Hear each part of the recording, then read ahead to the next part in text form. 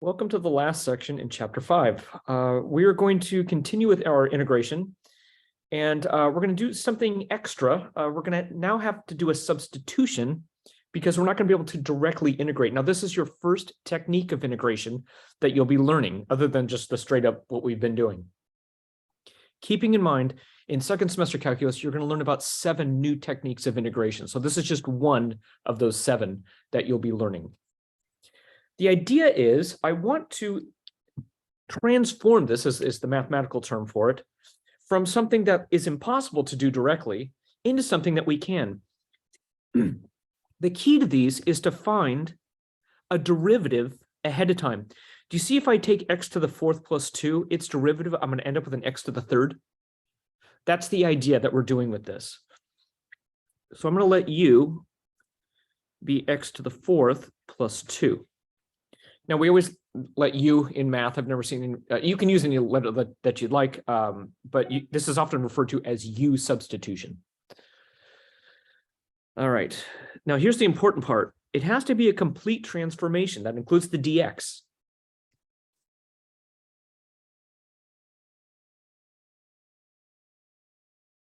And you'll notice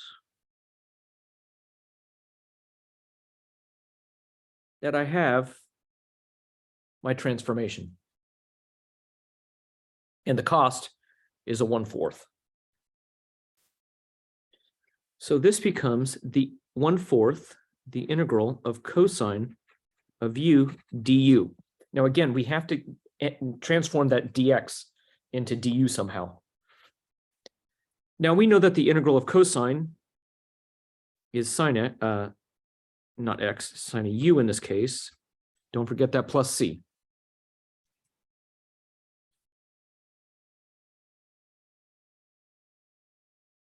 And u, remember, is x to the 4th plus 2.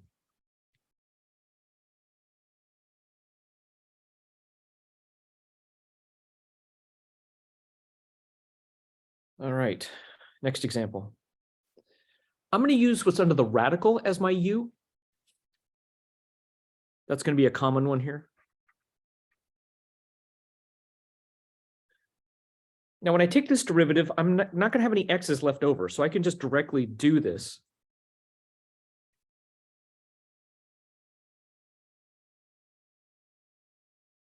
So dx becomes 1/2 du.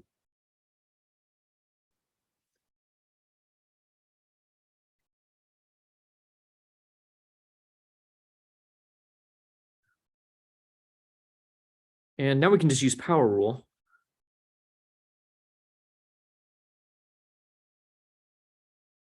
And we've done this integral numerous times.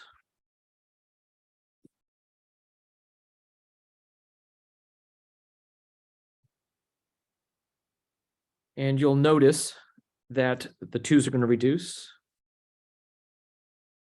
And u becomes this again.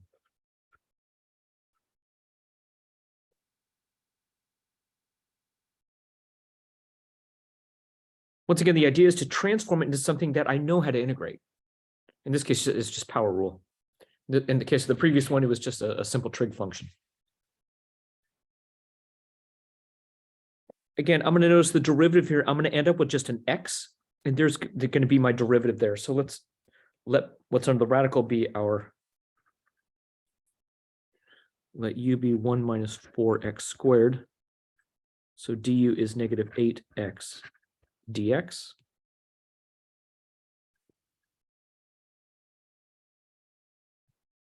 And once again, you'll notice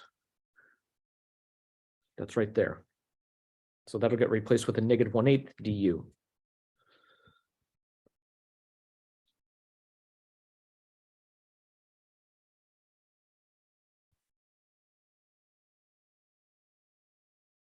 So now we've done our transformation.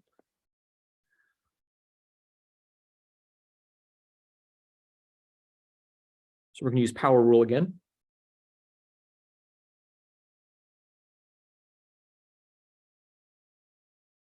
This is going to become 1 over negative 1/2 plus 1, u to the negative 1/2 plus 1. This becomes 1/2, which makes it a 2.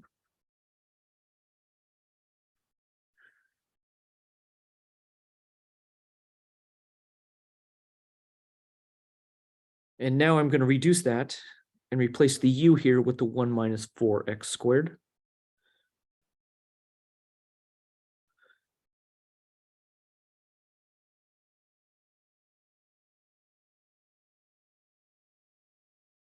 You can leave it with the 1/2 instead if you want, or you can change it to radical form. Both are equally correct. All right, this one, because the exponent doesn't match exactly, I'm going to let u in this case. And by the way, your teacher's going to want to see all these let u equal for sure. That's the whole point of this lesson.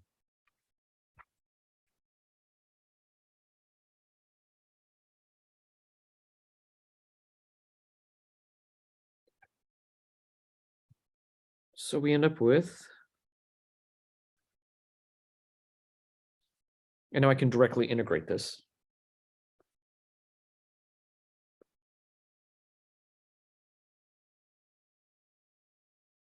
And now return it back to in terms of x.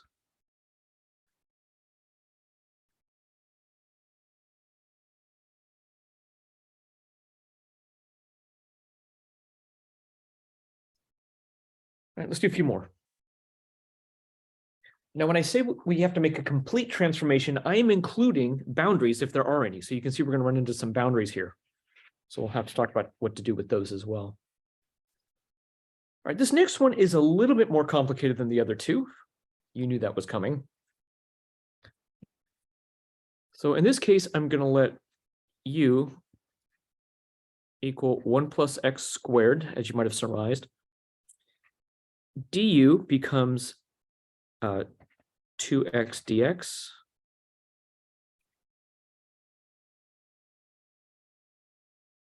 Now you'll notice that will get rid of one of those x's. Do you see I'm going to have 4 x's left over? Well, I'm going to do this now.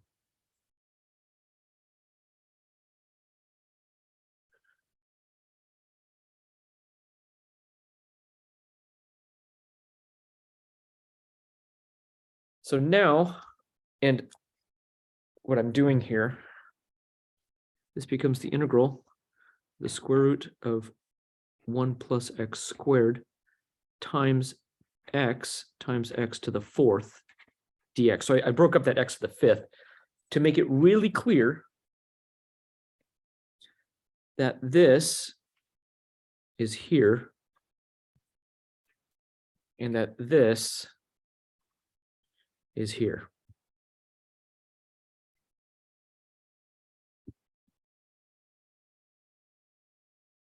So now this gives us the integral 1/2, my 1/2.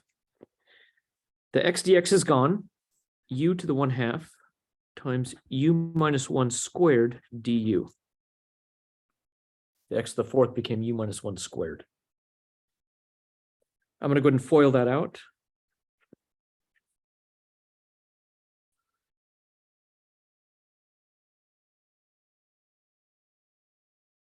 And distribute. 2 plus 1/2 is 5/2. 1 plus 1/2 is 3/2.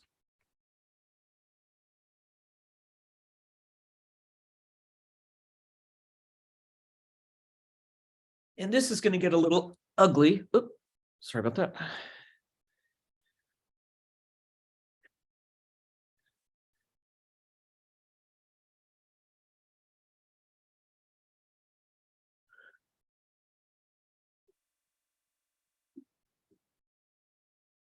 Now, when I distribute that 1/2, that's going to make that 2 disappear.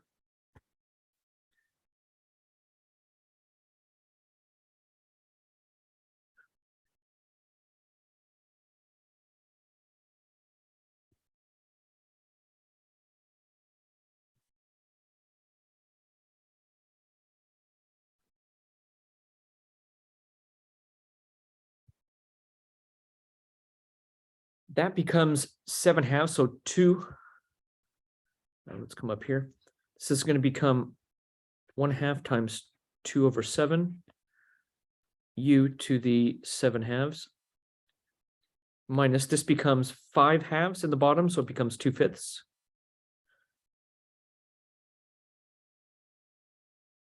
And this one becomes 3/2, which means it's 2/3. And that's going to be u to the 3/2 plus c. And let's clean that up. That's going to be 1/7. U is 1 plus x squared to the 7/2 minus 2/5, 1 plus x squared to the 5/2 plus 1/3, 1 plus x squared to the 3/2 plus c. Sorry, I ran out of room there a little bit.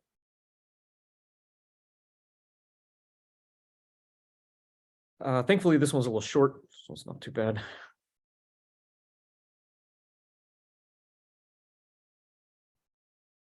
Now, integral of tangent, if you remember sine, tangent is sine x over cosine x. So I'm going to let u be cosine x. So du is negative sine x dx.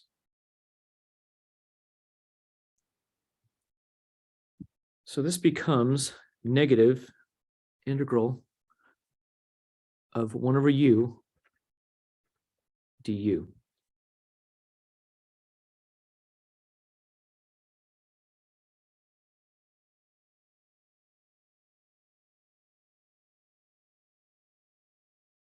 Now, I want to remind us that the negative on the outside here becomes an exponent. Now, that doesn't mean it's inverse cosine. It just means it's the reciprocal of cosine. So this comes up and becomes the reciprocal of cosine, which is 1/cosine, which is actually secant. Again, please don't mix up inverse cosine with, in this case, the reciprocal of cosine. Those are two different things. All right. Now we have a couple of definite integrals. So we're going to do the same thing we did before. I'm going to let u equal 2x plus 1, which means du is 2 dx.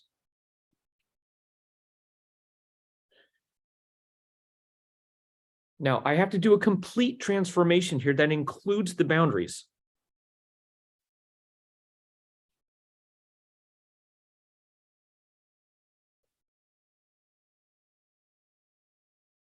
I'm not even done preparing this yet. So what I'm going to do is when x equals 0,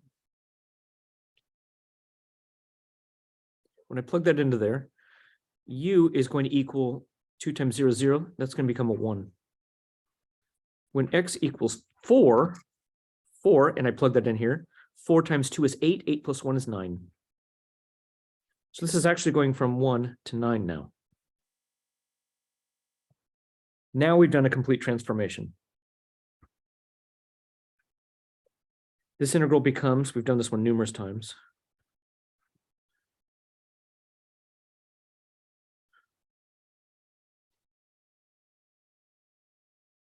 So we end up with 1/3, 9 to the 3/2 minus 1 to the 3/2. Now 1 to any exponent is always 1, so not a big deal there. 9 to the 3/2. Can you see the half is going to make that square root? That's going to be 3 to the 3rd power. That's going to turn that into a 27. We can verify that. We can go 9 raised to the 3 divided by 2 power, 27. And again, 1 to any power is always 1.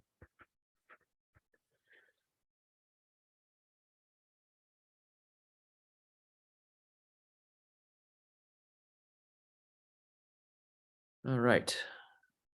Now we are going to do a transformation here.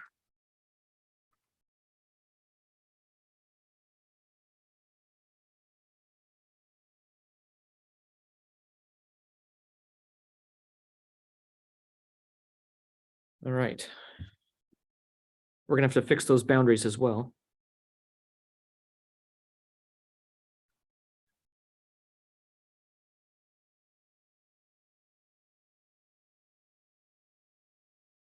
Now let's fix the boundaries. When x equals 1, when I plug 1 in there, I'm going to get 3 minus 5, that's negative 2. When x equals 2, that's going to be 3 minus 10, that's going to be negative 7.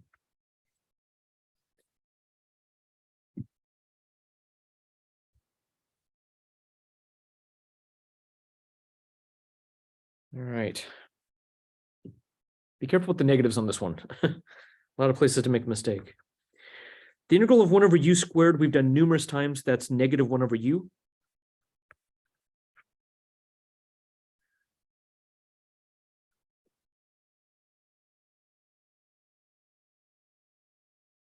Yeah, be real careful with these negatives.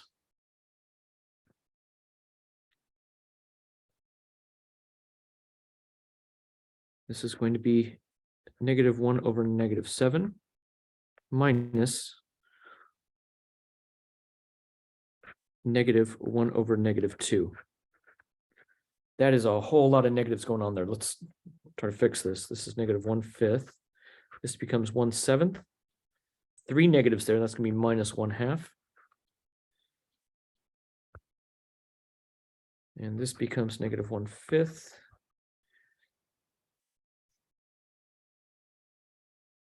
And this becomes 2 minus 7 over 14.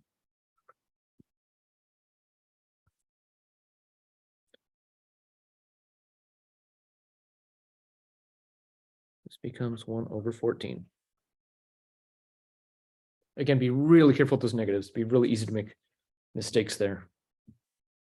All right, we're to the last page of chapter 5. We have one more definite integral. And remember the derivative of ln of x is 1 over x, and I have that right here. Actually, I could rewrite this to make it more clear for us.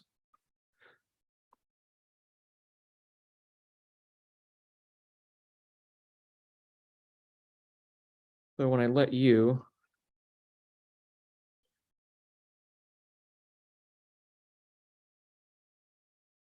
we can see that right there. And let's quickly fix the boundaries. When x equals 1, ln of 1 is 0. And when x equals e, ln of e is 1. So we end up with the integral from 0 to 1, our new boundaries here, of u du. And this gives us 1/2 u squared from 0 to 1. This is going to give us 1/2. 1 squared is 1. 0 squared is 0. So we just end up with 1/2.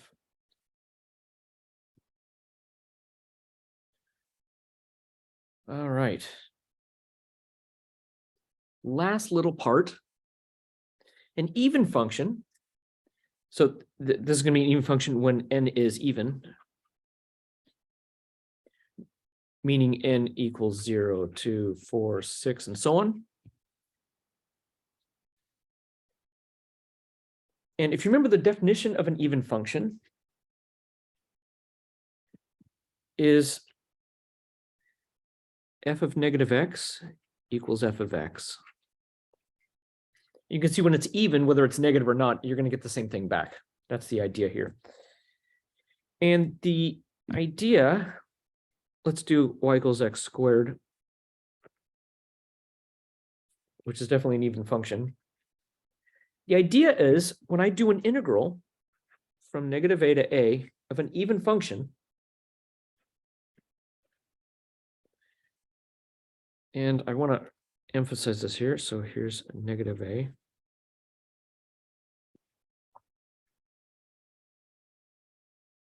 The idea is that the area here is the same as the area there.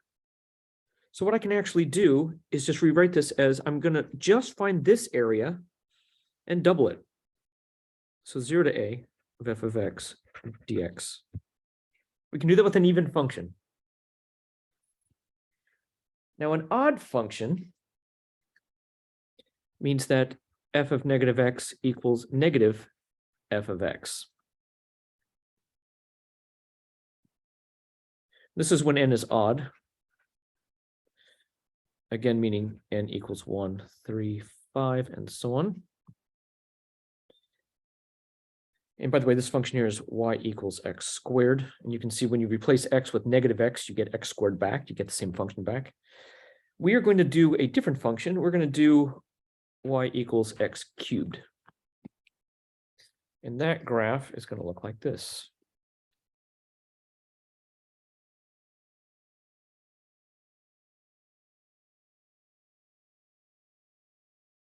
And here's the idea. Negative a and positive a. You can see those areas are going to cancel one another out, which is really nice. So the idea here is if I integrate from negative a to a of f of x, and it's an odd function, then the answer is just 0. I don't have to do any work. Now, make sure it's an even or an odd function before you start doing stuff like this. Let's do a few examples.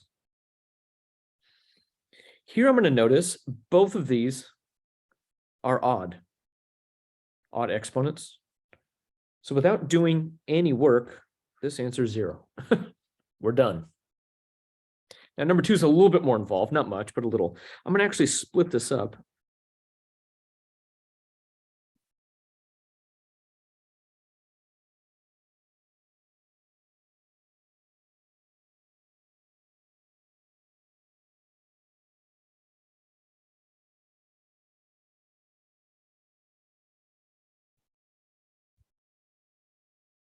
All right.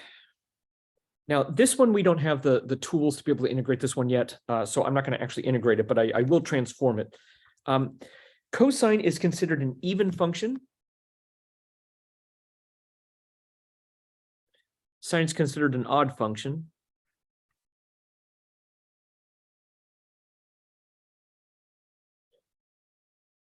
And actually, we don't need to integrate this. That goes to 0 because it's odd. So this whole thing here goes to 0. But this one, I can double it and go from 0 to pi over 2. Which is really nice. Integral of cosine is sine.